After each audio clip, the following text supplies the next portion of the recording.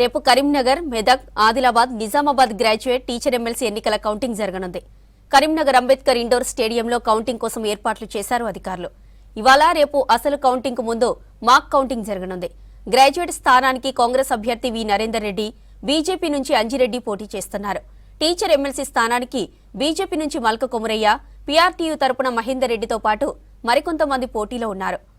ఇక రేపటి కౌంటింగ్ కు సంబంధించి మరింత సమాచారం వెంకటేష్ అందిస్తారు. ఎమ్మెల్సీ ఎన్నికల కౌంటింగ్ రేపే జరగబోతుంది. దానికోసం ఇప్పటికే ఏర్పాట్లు పూర్తి చేశారు. కరీంనగర్ అంబేద్కర్ స్టేడియంలోని ఇండోర్ స్టేడియంలో రేపు కౌంటింగ్ జరగబోతుంది. కౌంటింగ్కి సంబంధించి అన్ని ఏర్పాట్లు పూర్తయిన తర్వాత ఈరోజు మాక్ కౌంటింగ్ కోసం ప్రాసెస్ జరుగుతుంది. చూడొచ్చు, మనకు పెద్ద ఎత్తున ఇక్కడ కౌంటింగ్కి సంబంధించిన సిబ్బంది అంతా కూడా లోపలికి వెళ్తూ ఉన్నారు. భారీ చెకింగ్ తర్వాత వీళ్ళని లోపలికి అనుమతిస్తున్నారు. ఒక్కొక్క టేబుల్కి 4 సిబ్బందిని కేటాయిస్తారు. అందులో మైక్రో అబ్జర్వరు, కౌంటింగ్ సూపర్వైజర్తో పాటు 2 కౌంటింగ్ అసిస్టెంట్లు ఉంటారు. వీళ్ళంతా ఆ సంబంధించిన డ్యూటీ వేసిన వాళ్ళే. వీళ్ళందరినీ కూడా ఈరోజు లోపలికి తీసుకెళ్లి రేపు అసలు కౌంటింగ్ దగ్గర ఎట్లా చేయాలనే దానికి ఈరోజు మాక్ కౌంటింగ్ చేయబోతున్నారు. మొత్తం కరీంనగర్, మెదక్, ఆదిలాబాద్, నిజామాబాద్ 4 జిల్లాల పరిధిలో మొత్తం మనకు పోలైన ఓట్ల ఆధారంగా మనకు టేబుల్స్ ఏర్పాటు చేశారు. గ్రాడ్యుయేట్ ఎమ్మెల్సీ స్థానానికి మొత్తం 21 టేబుల్లు ఏర్పాటు చేశారు. ఎందుకంటే ఇక్కడ మొత్తం 3,55,159 ఓట్లకు గాను 2,50,328 ఓట్లు పోలైనాయి. ఈ లెక్కన 21 టేబుళ్లకు ఒక్కొక్క టేబుల్కు 1000 ఓట్ల చొప్పున పంచబోతున్నారు. ఆ పంచిన ఓట్ల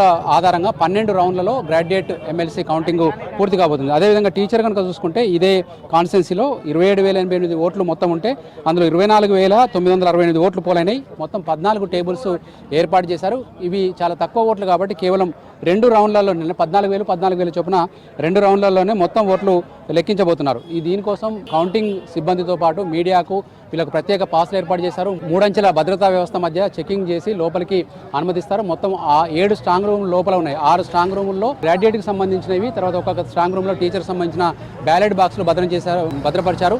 వీళ్ళందరినీ కూడా మనకు ఇప్పటికే పలు దఫాలుగా ట్రైన్ చేసిన అధికారులు మరోసారి ట్రైనింగ్ ఇవ్వబోతున్నారు. ఆ ట్రైనింగ్కి సంబంధించిన సిబ్బందిని కూడా కొంతమందిని మాట్లాడుతారు. ఏంటి సార్ మీరు కౌంటింగ్ అసిస్టెంట్ కదా? సార్ ఏం ట్రైనింగ్ ఇచ్చారు సార్ ఈరోజు లోపలికి? సార్ నిన్న కౌంటింగ్ ఏజెంట్స్ కౌంటింగ్ ఎలా చేయాలో నేను చెప్పాను సార్.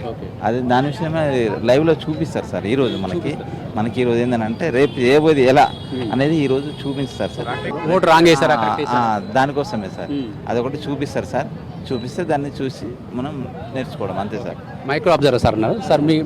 మీకు సంబంధించిన డ్యూటీ ఏంటి సార్? అక్కడ లోపల ఏం చేయబోతున్నారు సార్? మాకు సంబంధించిన డ్యూటీ సార్, డబ్బులు పేరు రాసుడు కానీ, అక్షరాలు రాసుడు కానీ, డబ్బులు ఇంకుతోని అది చేసుడు కానీ, నేమ్ రాసుడు కానీ అది నాకు రిజెక్ట్ చేసుడు. వాళ్ళు తర్వాత మనం కౌంటింగ్ చేసేటప్పుడు అబ్జర్వేషన్ చేయాలి.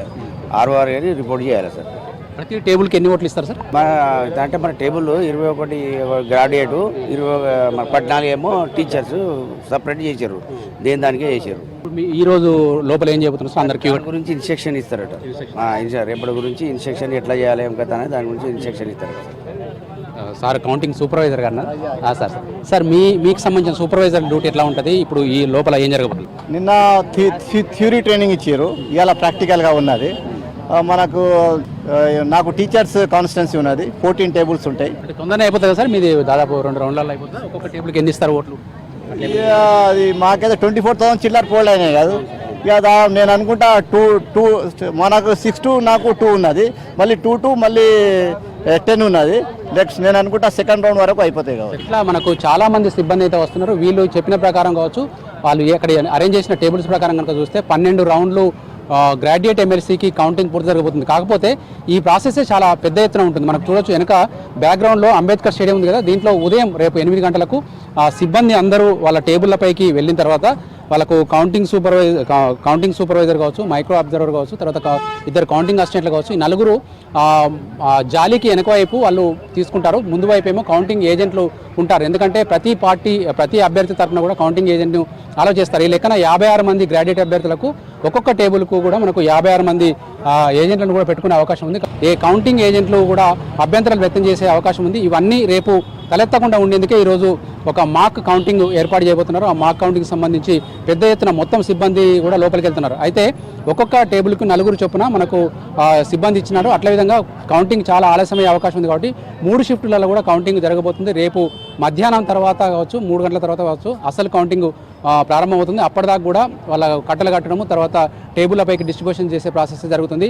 రేపు నైట్ వరకు కూడా టీచర్ ఎమ్మెల్సీ ఫలితాలు వచ్చే అవకాశం ఉన్నా కూడా గ్రాడ్యుయేట్ ఎమ్మెల్సీ కనుక మొదటి ప్రాధాన్యత ఓటుతో ఫలితం తేలకపోతే రెండో ప్రాధాన్యత ఓటుకు వెళ్ళే అవకాశం ఉంటుంది. అప్పుడు ఎల్లుండి కూడా కౌంటింగ్ జరిగే అవకాశం అయితే కనిపిస్తూ ఉంది. కెమెరామెన్ కవికుమార్తో వెంకటేష్, V6 న్యూస్, కరీంనగర్ నుంచి.